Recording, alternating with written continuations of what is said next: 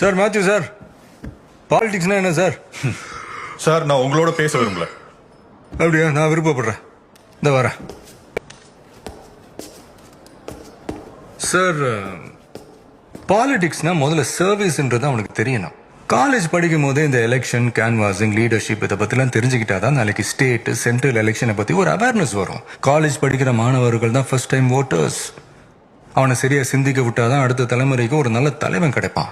ஒரு நல்ல தலைவன் உருவாகிறதுக்கும் இல்ல ஒரு நல்ல தலைவனை சூஸ் பண்றதுக்குமான பக்குவம் அவங்களுக்கு வரும்.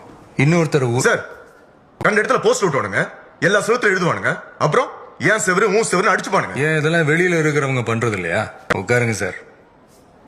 இதெல்லாம் பொது தேர்தல்லாம் நடக்கும்போது வர பிரச்சனைகள் தானே. அதுக்காக நாட்டில் எலெக்ஷனே வேணான்னு முடிவு எடுத்துட முடியுமா? நம்ம ஊர்ல இன்னும் போஸ்டர், பேனர் கலாச்சாரம் இருக்கதான் செய்யுது. பசங்களுக்கு எங்க ஓட்டணும், ஓட்டக்கூடாது, பேனர் எங்க வைக்கணும், வைக்க கூடாதுன்னு தெரியணும்னா இங்க எலெக்ஷன் நடக்கணும். அப்பதான் வெளியில போய் கரெக்டா இருப்பான். இந்த குவார்டருக்கும் கோழி பிரியாணிக்கும் காசுக்கும் ஓட்டு போடுற கலாச்சாரம் மாறணும்னா பாலிடிக்ஸ்னா என்னன்னு ஸ்டூடெண்ட்ஸுக்கு தெரியணும்.